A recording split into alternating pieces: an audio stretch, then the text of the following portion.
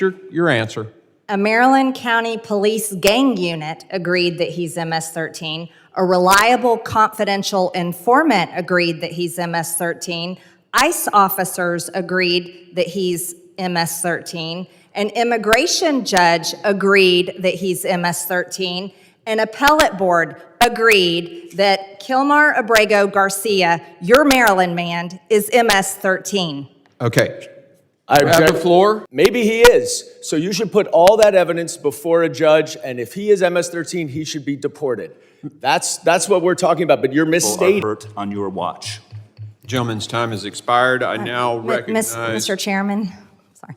I ask unanimous consent to enter for the record. One of our colleagues had asked if there was evidence if the so-called Maryland man, Kilmar Abrego Garcia, was MS-13. According to the Attorney General of the United States, she posted that the evidence shows Kilmar Abrego Garcia has repeatedly been identified as a member of MS-13 by a Maryland County Police gang unit, which I introduced for the record, a reliable confidential informant, ICE officers, an immigration judge agreed, and an appellate board agreed. Without So you have, is that a court order?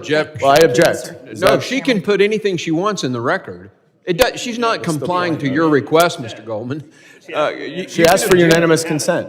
Okay, so you're objecting to her putting that into the record? I am objecting subject to a clarification. Is that a court order that establishes that he's a member of MS-13? An immigration judge agreed that he was MS-13. For bail purposes. An appellate board agreed. Don't misrepresent. Hold on. A judge. Everybody pause. We're going to let one person talk at a time. You ask a question. Answer the question, please.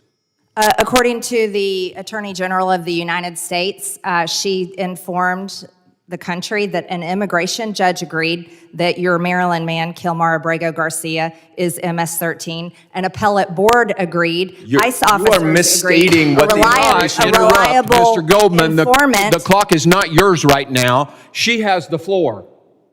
Please continue answering the question. Thank you, Mr. Chairman. A Maryland County She's not answering the question, sir.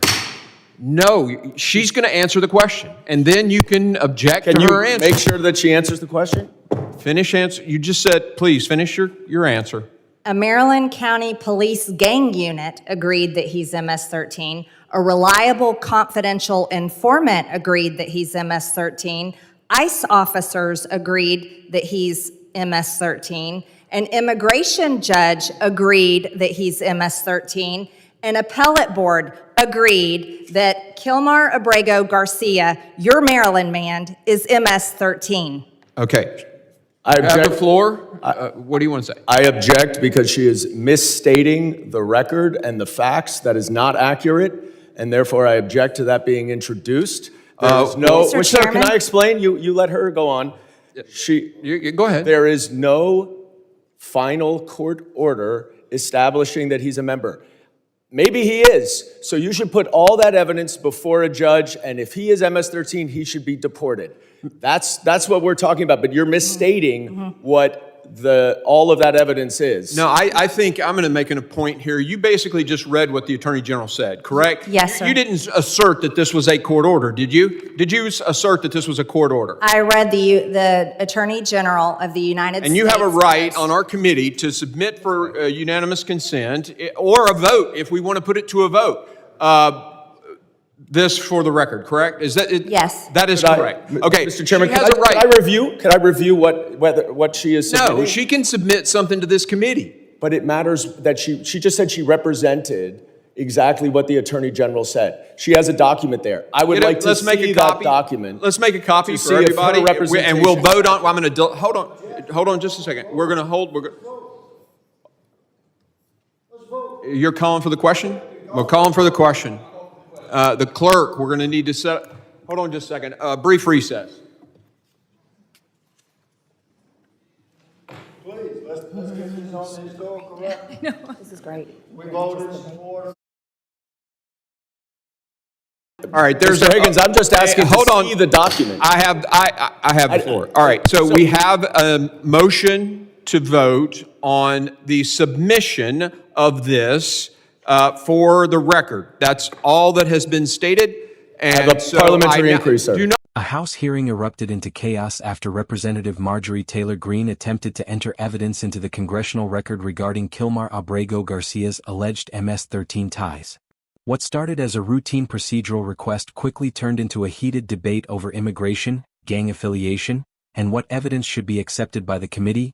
Greene begins by requesting unanimous consent to enter a statement into the official record.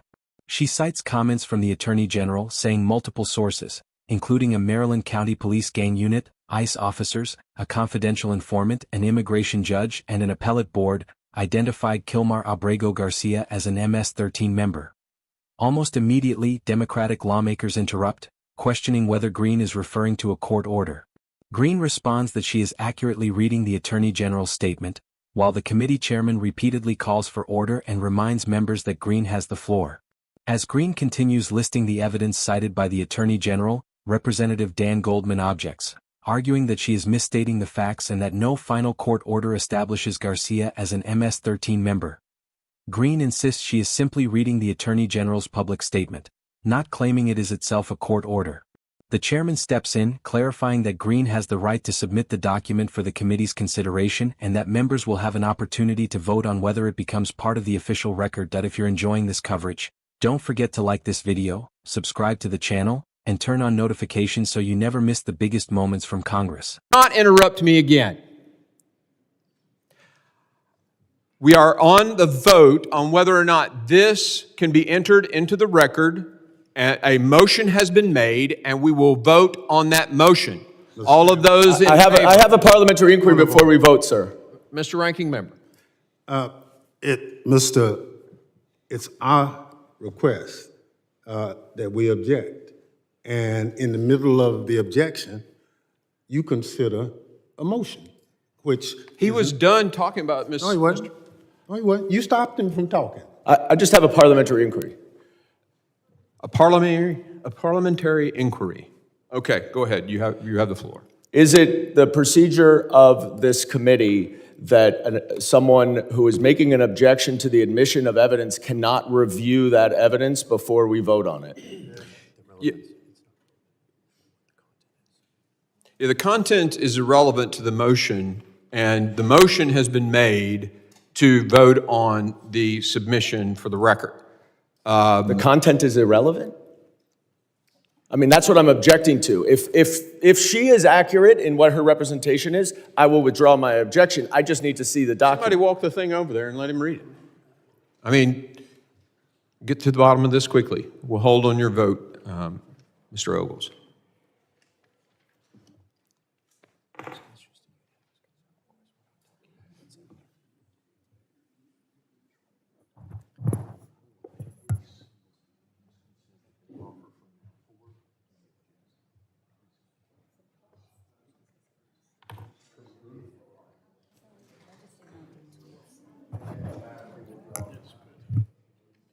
Mr. Chairman, given that this is a tweet from the Attorney General that is effectively, I believe, consistent with what Ms. Taylor Greene says, I withdraw my objection. Gentleman withdraws his objection. I now recognize, who's up?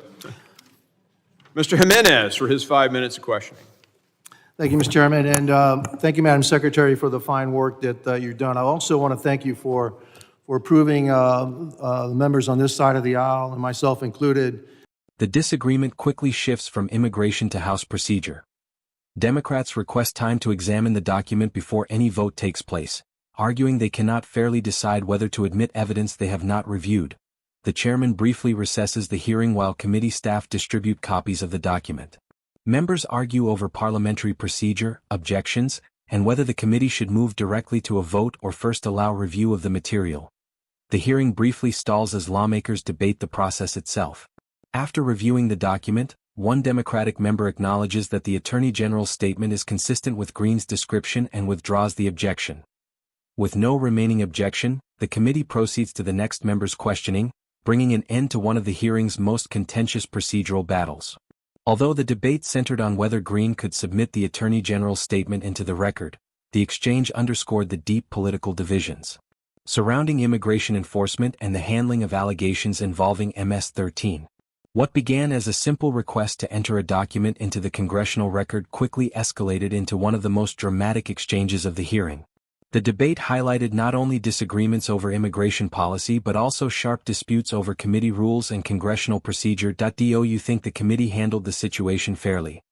Let us know your thoughts in the comments below. If you enjoyed this breakdown, be sure to like, subscribe, and share for more coverage of the biggest moments from Capitol Hill.